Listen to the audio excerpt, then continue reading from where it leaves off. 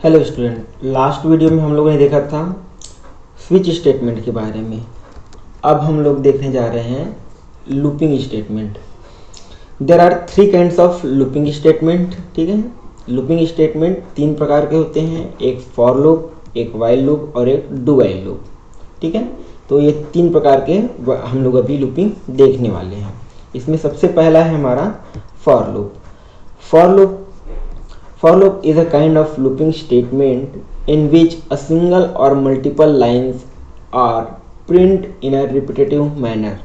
यदि हमको कोई भी एक सिंगल लाइन या फिर मल्टीपल्स लाइन है उसको बार बार हम लोगों को प्रिंट करना होगा। ठीक है, इसके लिए हम लोग क्या यूज़ करते हैं, लूपिंग स्टेटमेंट यूज़ करते हैं। ठीक है, या फिर आप कह सकते हैं और you can say that a statement can be printed again and again as you want. या फिर आप कह सकते हैं एक स्टेटमेंट है उसको आप बार बार प्रिंट कर सकते हैं जब तक आप चाहते हैं तब तक। ठीक है, suppose I want to print a single line, I am Rajendra Kumar. ठीक है, इसको मैं अब कैसे प्रिंट कराता हूँ जावास्क्रिप्ट में। इसको मैं लिखता हूँ document dot right double inverted comma के अंतर्गत आई एम राजेंद्र कुमार। ठीक है, तो ये मुझको क्या प्रिंट करके देता है, ये मुझको प्रिंट करके देता है आई एम राजेंद्र कुमार। आपको ये आउटपुट मिलेगा।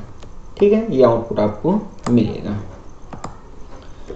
ठीक है, अब यदि बात करें फॉर लूप स्टेटमेंट की। ठीक है, तो फॉर लूप स्टेटमेंट में क्या होता है। ठीक है, फॉर लूप स्टेटमेंट में यदि मुझको एक लाइन है उस लाइन को 5 बार प्रिंट करना है। Suppose I want to print a single statement into 5 times. ठीक है, तो इसके लिए ये होता है मेरा सिंटेक्स। सिंटेक्स इस टाइप से है, मैं वहां पर लिखूंगा फॉर लूप, इसके अंदर इनिशियलाइजेशन लिखूंगा, उसके बाद फिर कंडीशंस लिखूंगा और उसके बाद फिर उसके वैल्यूज को अपडेट करते जाऊंगा ताकि वह बार बार चल सके। ठीक है, और यहाँ पर मैं लिखूंगा अपना स्टेटमेंट और कोडिंग। अब इसके एक एग्जांपल्स देख लेते हैं। एग्जांपल्स के तौर पे है, मान लो मैंने एक वेरिएबल लिया x। ठीक है, और ये मेरा फॉर का स्टेटमेंट है। ठीक है, इसमें मुझको document dot right I am Rajendra Kumar को बार बार मुझको प्रिंट कराना है। कितने बार, 5 बार। ठीक है, इसके लिए मैंने यहाँ पर एक वेरिएबल लिया है। ठीक है, अब यहाँ पर देखिए जो आपका इनिशियलाइजेशन है, मतलब कि जो मेरा वेरिएबल है x, इसमें मैं एक वैल्यू असाइन कर देता हूँ 1। ठीक है, जरूरी नहीं है कि आप 1 ही करें, आप कुछ भी कर सकते हैं। ठीक है, अब यहाँ पर दूसरा है मेरा कंडीशंस। यहाँ पर मेरा value x is equal to 1 है, यह कितने बार प्रिंट करेगा, तो 5 टाइम्स करेगा। तो यहाँ पर मैंने वैल्यू दिया है 1, तो यहाँ पर मैं कंडीशंस लिखा हूँ जब तक कि मेरा x लेस देन होगा या फिर बराबर होगा 5 के, तब तक ये प्रिंट करेगा।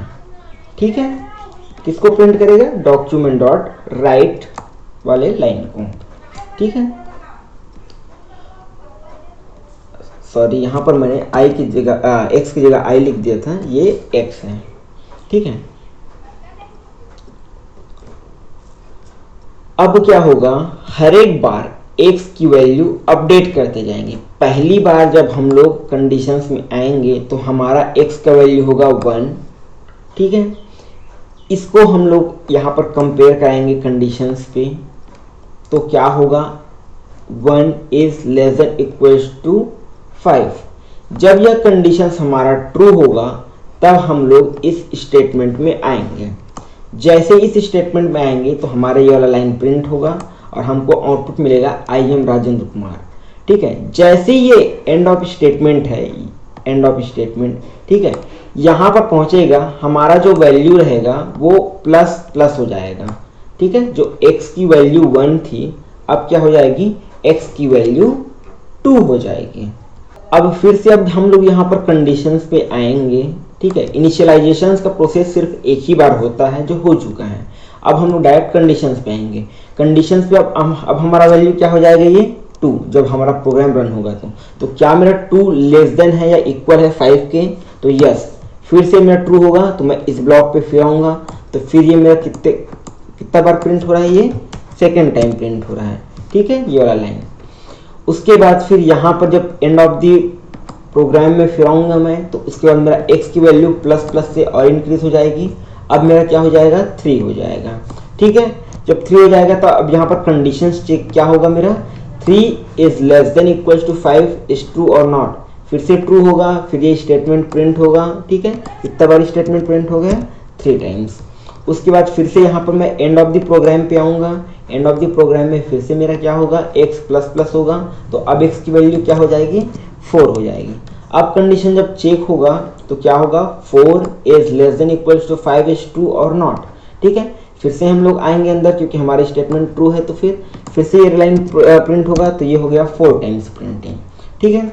इसके बाद हम लोग एंड ऑफ द प्रोग्राम में आएंगे तो फिर से हमारा x की वैल्यू क्या हो जाएगा, प्लस प्लस इंक्रीज होकर के क्या हो जाएगा, 5 हो जाएगा, ठीक है। अब यहाँ पर मेरे x की वैल्यू क्या हो गई, 5 हो गई, ठीक है। अब यहाँ पर मैं चेक कराऊंगा क्या मेरा 5 लेस देन या इक्वल है 5 के, तो हाँ लेस देन तो नहीं है बट यहाँ पर इक्वल है, ठीक है। तो दोनों में से एक कंडीशन रन होना जरूरी है क्योंकि ये कंपैरिजन स्टेटमेंट है, ठीक है।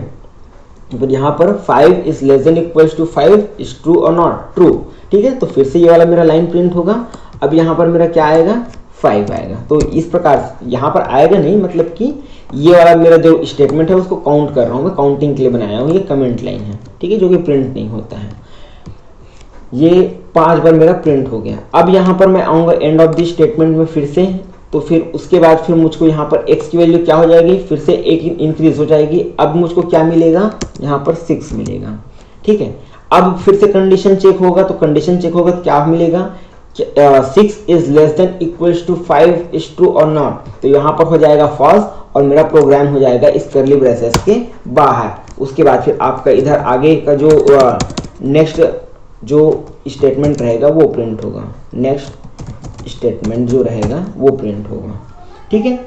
इस टाइप से हमारा फॉर लूप जो है काम करता है, ठीक है। तो एक बार और समझ लीजिए, यहाँ पर क्या है आपका इनिशियलाइजेशंस, ठीक है, फॉर लूप में, ठीक है। फॉर लूप में होता है इनिशियलाइजेशन एक बार होता है, उसके बाद कंडीशन चेक होता है, ठीक है। कंडीशन चेक होने के बाद स्टेटमेंट आपका रन होगा, उसके बाद फिर वैल्यू अपडेट होगी, उसके बाद फिर से कंडीशन चेक होगा, उसके बाद फिर से स्टेटमेंट रन होगा, उसके बाद फिर से अपडेट होगा वैल्यू, उसके बाद फिर से कंडीशन चेक होगा, उसके बाद फिर से ये स्टेटमेंट कोडिंग रन होगा। यह तब तक होगा जब तक कि आपका जो कंडीशन है वो फॉल्स ना हो जाए, ठीक है। वही हम लोग यहाँ पर देख रहे थे, ठीक है। आइए अब इसको हम लोग प्रैक्टिकली देखते हैं, ठीक है। तो ये यहाँ पर मैं x यूज कर लेता हूँ, ठीक है। अब मैं यहाँ पर बेसिक HTML कोड तैयार कर लिया हूँ। यहाँ पर मैं लिखता हूँ वेरिएबल x, ठीक है। यहाँ पर मैं करता हूँ फॉर लूप में इनिशियलाइजेशंस में मैं करता हूँ, यहाँ पर मैं x का वैल्यू रख देता हूँ 1, जो वही किया था, ठीक है। उसके बाद फिर x is less than equals to 5, उसके बाद फिर semicolon x is equals to plus plus, उसके बाद फिर यहाँ पर मैं डबल इन्वर्टेड कॉमा के बीच में लिखता हूँ डॉक्यूमेंट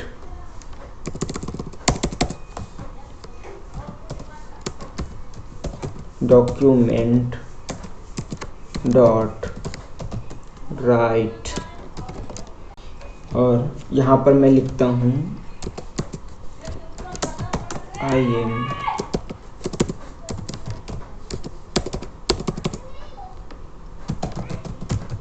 राजेंद्र कुमार, ठीक है। अब इसको आप सेव कराएंगे और उसके बाद फिर रन कराएंगे तो फिर आपको मिलेगा 5 टाइम्स राजेंद्र कुमार वर्मा, ठीक है। तो ये हो गया फर्स्ट टाइम, ठीक है। यहाँ से यहाँ सेकेंड टाइम, थर्ड टाइम, यहाँ से यहाँ थर्ड, यहाँ से यहाँ तक 4th हो जाएगा और ये 5 हो गया। इसको अलग अलग लाइन में प्रिंट करने के लिए हम लोग यहाँ पर यूज़ करते हैं राजेंद्र कुमार के बाद BR टैग, ठीक है, जिससे लाइन को ब्रेक कर देता है। उसके बाद आप रन कराएंगे तो आपको इस प्रकार से आउटपुट मिलेगा, ठीक है। अब यदि इसी को 5 को मैं क्या कर देता हूँ, 10 कर देता हूँ, ठीक है, तो यहाँ पर मुझको क्या मिलेगा, 10 टाइम्स प्रिंटिंग मिलेगा, ठीक है, इस टाइप से। और आप चाहें तो इसके वैल्यूज़ को भी प्रिंट करा सकते हैं, जैसे कि यहाँ पर मैं यूज़ करता हूँ 1 2 3, ठीक है। अब मैं चाहता हूँ यहाँ पर 1 आए, ठीक है, i के पहले 1 आए, फिर 2 आए, 3 आए। इसके लिए मैं यूज़ करता हूँ x, उसके बाद फिर प्लस, ठीक है। इसके बाद फिर आप इसको सेव कराइए और रन कराइए, आपको मिलेगा 1 2 3 4 करके, ठीक है। अब मैं चाहता हूँ कि यहाँ पर डॉट आए, तो यहाँ पर i से पहले मैं यूज़ कर लेता हूँ डॉट और एक स्पेस, ठीक है। इसके बाद फिर आपको ऐसा मिलेगा 1 2 3 4 5, ठीक है, 6 7 8 9 10। इससे क्या आपको काउंटिंग में ईजी होगा, ठीक है। अब आप चाहो तो इसको एक बार नहीं 100 बार भी प्रिंट कर सकते हो, ठीक है। तो ये हो गया 100 बार, ठीक है, ये हो गया 100 बार। इसको आप जब करेंगे स्क्रॉल तो आपको 100 टाइम्स मिलेगा, ठीक है। तो हमारा जो लूपिंग स्टेटमेंट होता है इसी के लिए यूज़ होता है, ताकि हम लोग किसी भी एक ही काम को बार बार यदि करना चाहें तो उसके लिए हमको उसके लिए बार बार कोडिंग ना लिखना पड़े। यदि इसी को मैं document.write को 100 बार लिखना होता तो मुझको क्या करना पड़ता, 100 बार कॉपी पेस्ट करना पड़ता या फिर 100 बार लिखना पड़ता। तो मेरा काम अब क्या हो गया, ईजी हो गया। तो काम को ईजी बनाने के लिए हम लोग फॉर लूप का यूज़ करते हैं, ठीक है। यदि आपको इस वीडियो में किसी भी प्रकार का डाउट हो तो आप कमेंट में कमेंट करके पूछ सकते हैं, या फिर आप डायरेक्टली मुझको कांटेक्ट करके भी पूछ सकते हैं, ठीक है। चैनल को सब्सक्राइब करना ना भूलें। Thank you.